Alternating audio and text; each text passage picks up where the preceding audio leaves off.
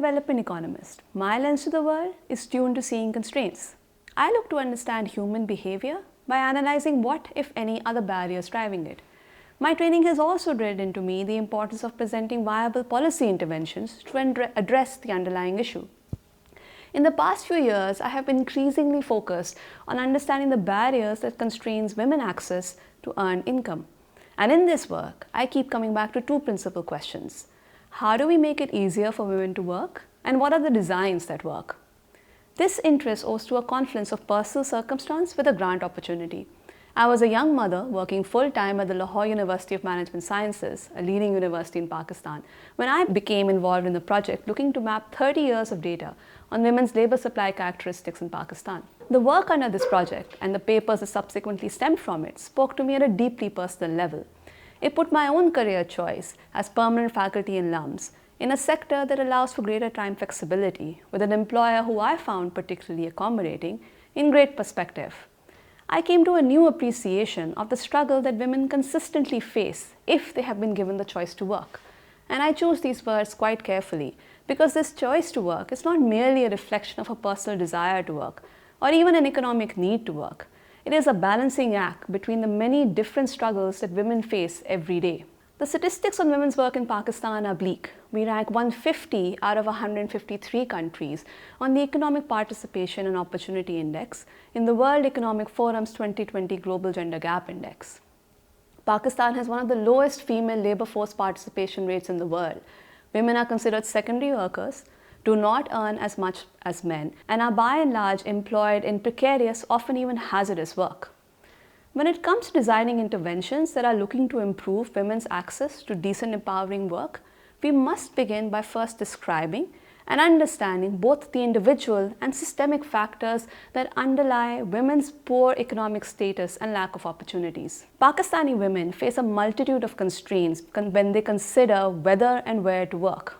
Per the latest Pakistan Labour Force survey, formal female labour force participation is only at about 22%. And these very low rates of participation are costing us something like 30% in GDP. Attempts to improve women's participation are varied. One of the most popular ones is actually vocational training.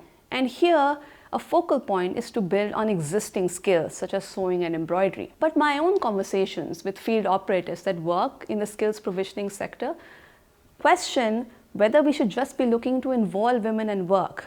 We should really be focusing on, according to them, higher value chains, and we really need to be thinking about the nature of work that women do. When we start looking at what kind of work women do, a consistent story starts to emerge. Women in Pakistan are relegated for working within the home, and they often do so without any sort of economic compensation. 71% of women work in agriculture, where the vast majority work as unpaid family help. Among those who work in manufacturing, some 79% are working from within the home, and here they have to fulfill their home responsibilities along with their economic ones.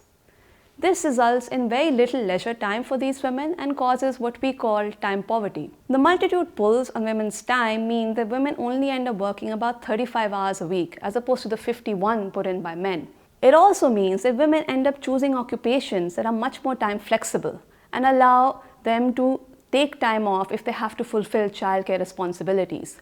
These sort of occupations unfortunately don't pay as well. I, with my significantly higher agency than the typical Pakistani women, certainly thought about time flexibility when I was making my own occupation and employment choice. One consequence of working fewer hours is that women end up earning a lot less than men. Women in Pakistan on average earn only 70% of what men do. Some may say that this gender gap is natural. Women are working fewer hours. They also have lower literacy rates than men do. And so they don't find that kind of demand for their labor in higher paying occupations. However, I have found that women with the same education and even in the same occupation don't earn as much as their male counterparts. So why are women's economic and job outcomes so much poorer than men's? Part of the issue lies in the cultural context that reinforces gender roles. This prescribes women to care work and men to the productive role. The result is that women's income is thought of as supplementary and they are considered secondary workers.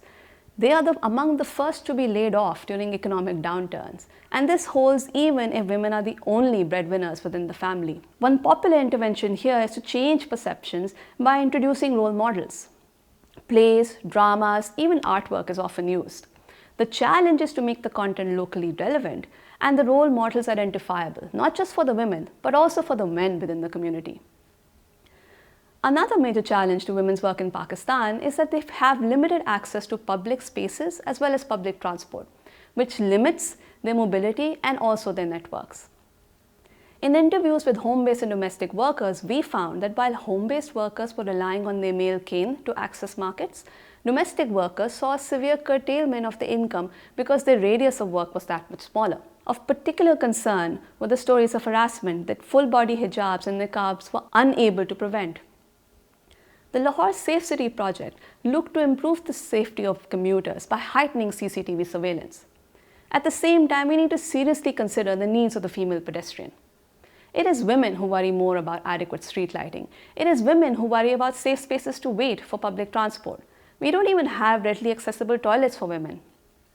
I distinctly remember driving through Lahore Defence during a heavy monsoon season, completely flabbergasted at seeing a woman walking in the middle of the road.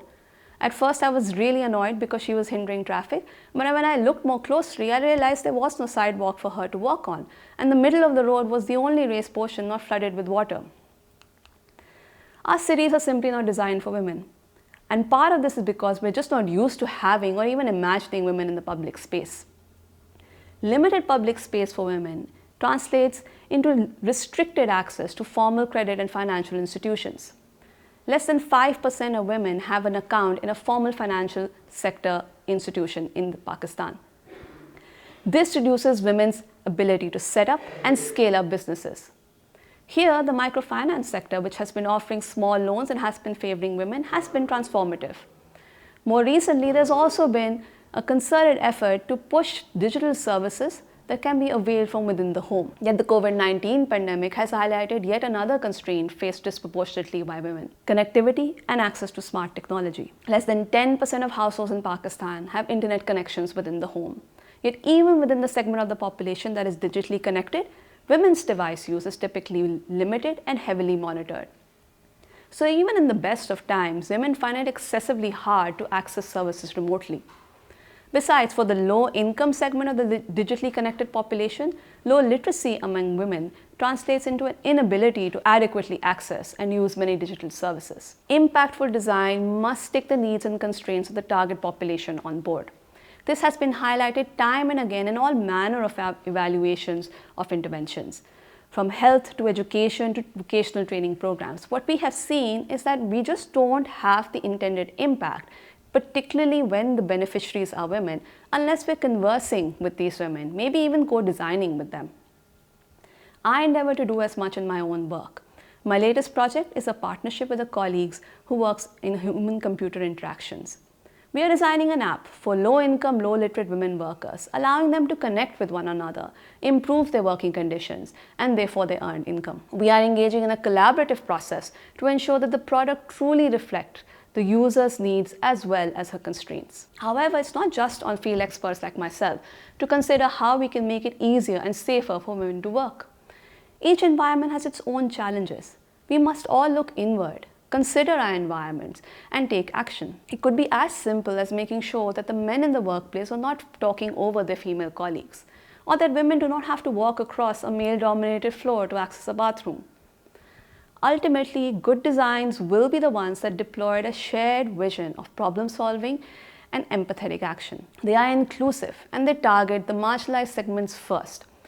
Whether you're crafting a financial services solution, an app, or you're constructing a public space, consider the many challenges that a woman, and a working woman in particular, faces every day.